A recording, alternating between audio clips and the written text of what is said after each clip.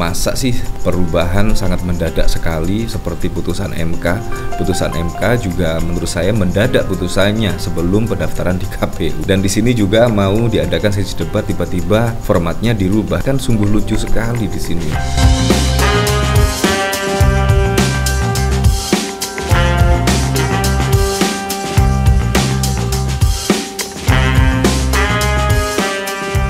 Nah, dari sini kan akhirnya terlihat ya, yaitu Pak Prabowo termakan ucapannya sendiri. Ya, pada waktu lalu, tepatnya 4 September 2018 yang lalu, bahkan Pak Prabowo Subianto mengkritik hutang di era Presiden Joko Widodo, bahkan satu hari bertambah 1 triliun. Nah, ternyata di sini, yaitu pada waktu lalu dibocorkan oleh Sri Mulyani, yaitu pinjaman luar negeri Kementerian Prabowo tembus hingga 385 triliun. Artinya apa? Artinya yaitu menambah hutang yaitu sekitar 61 triliun. Di sini saya masih ingat betul pada waktu lalu, yaitu bahkan Pak Prabowo Subianto ya sebelum menjadi Menteri Pertahanan tentunya. Di situ bahkan juga mengkritisi yaitu hutang Presiden Joko Widodo ke luar negeri yang setiap hari menambah 1 triliun. Tetapi saat ini apa yang dikatakan Pak Prabowo Subianto? Hutang luar negeri Indonesia itu sangat rendah dibandingkan dengan yang lain. Kan sangat lucu sekali ya. Apalagi pada waktu lalu kalau kita ketahui ya, pembangunan di era Presiden Joko Widodo di mana-mana. Tetapi saat ini ya puji-puji setinggi langit karena ada dukungan dari Presiden Joko Widodo dan kemungkinan juga Pak Prabowo Subianto saat ini sudah menjadi Menteri Pertahanan ya. Nah, di sini tertanggal 4 September 2018 yang lalu, yaitu bakal Capres Prabowo Subianto melemparkan kritik tajam ke Presiden Jokowi soal utang negara yang naik 1 triliun setiap hari. Tanpa menyebutkan sumber rujukannya soal utang tersebut, Prabowo mengingatkan bahwa utang mengancam kedaulatan negara. Hutang pemerintah kita naik terus, sekarang hitungannya naiknya 1 triliun setiap hari, kata Prabowo dalam sambutannya acara diskusi buku Paradoks Indonesia di Hotel Grand Sahid Jakarta, Jenderal Sudirman, Jakarta pada 1 September yang lalu. Tetapi saat ini, menurut pengakuan Ibu Sri Mulyani, bahkan pinjaman luar negeri Kementerian Prabowo tembus hingga 385 triliun. Wow, di sini sangat membangongkan sekali ya. Nah, di sini yaitu terjadi kenaikan yang cukup signifikan, yaitu dari 20,75 miliar US dollar ke 25 miliar. Itu yang kemarin disepakati, ujarnya kepada awak media usai penyerahan DIPA dan daftar alokasi TKDTA 2024 di Istana Kepresidenan pada 29 November 2023. Nah, artinya di sini yaitu ketika kampanye pertama di sini Pak Prabowo ya memang masih menjalankan sebagai Kementerian Pertahanan pada waktu lalu dan bahkan juga tidak melakukan kampanye, dan ternyata di sini yaitu diam-diam menemui Presiden Joko Widodo, dan ternyata isi pertemuan tersebut yaitu tentang penambahan hutang luar negeri. Kurang lebih seperti itulah. Di sini bahkan juga dikomentari oleh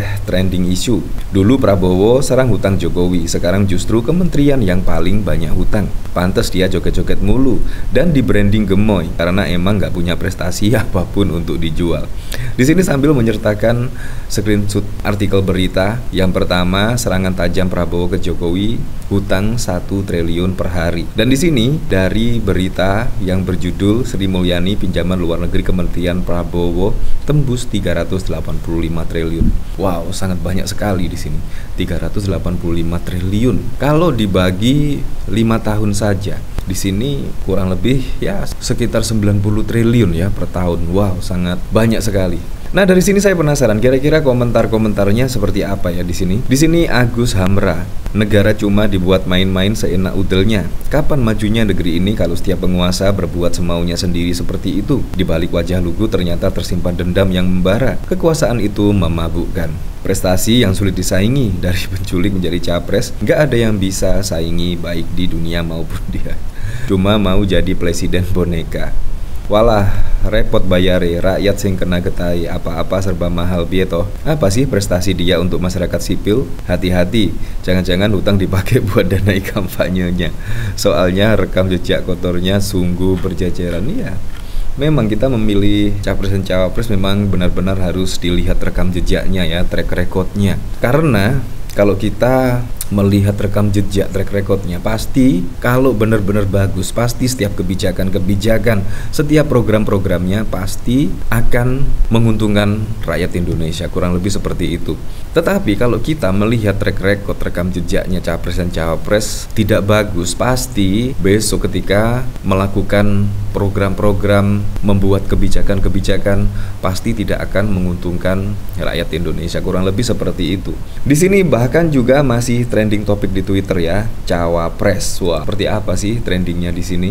Nah, di sini yaitu dari Manto Lurah Konoha, kemunduran demokrasi fix, KPU meniadakan debat khusus cawapres. Ada yang tersenyum bahagia dong. Dari sini memang sangat lucu sekali ya. Jadi memang tidak ada ya sesi debat cawapres seperti pada Pilpres 2019 yang lalu, dimana pada waktu lalu kan head to head ya antara cawapres satu dan yang lainnya. Ya seperti contoh pada waktu lalu Kiai Ma'ruf Amin yaitu debat dengan Sandiaga Uno dan lain sebagainya. Tapi di sini kedua kandidat di sini tampil semua. Jadi menurut saya kurang greget sekali ya. Apalagi banyak masyarakat yang menantikan yaitu Gibran Rakabuming Raka akan berdebat dengan Profesor Mahfud MD dan Gus Muhaimin Iskandar. Di sini menurut saya sangat menarik sekali. Jadi menurut saya kalau ditiadakan, wah sangat terwelu sekali ya. Ya tetapi kita memang tidak bisa berbuat apa-apa ya. Dilihat sajalah besok.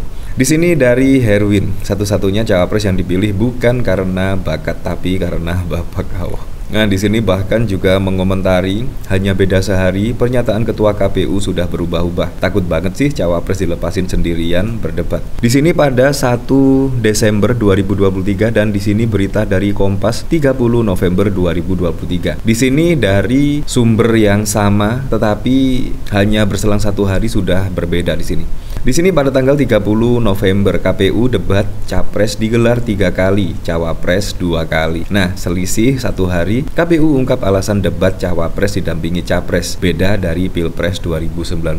Bayangkan ada apa ini semuanya? Wow. Di sini dari seruan H7 sesungguhnya politik ruang riang gembira yang dibungkus dengan joget-joget itu adalah cara mereka membodohi rakyat agar ketidakmampuan capres dan cawapres yang mereka dukung dalam menyampaikan gagasan dan ide terkait persoalan bangsa ini tidak ketahuan. Di sini tim Prabowo dan KPU jangan merendahkan Gibran sehingga debat cawapres dihilangkan. Gibran ini jagoan dalam berdebat.